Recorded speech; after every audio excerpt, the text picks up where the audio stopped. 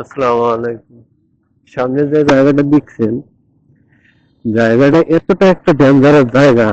হয়তো ছোট বড় যারাই ড্রাইভিং করে এখানে আসলে ভয় লাগে। কেন লাগে জানেন? এই যে দেখতেছেন যে আপনার একটা রেল লাইন, এই রেল লাইনটা এতটা ভয়াবহ, যে কোনো মুহূর্তে চাকা স্লিপ কাটার সম্ভাবনা থাকে।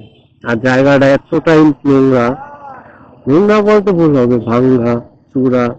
আসলে কি জানেন, বাংলাদেশে অমুক আছে তমুক আছে, আসলে কাজের বেলা কোনো ভাই থাকে না, যার কারণে বাংলাদেশের এই অবস্থা।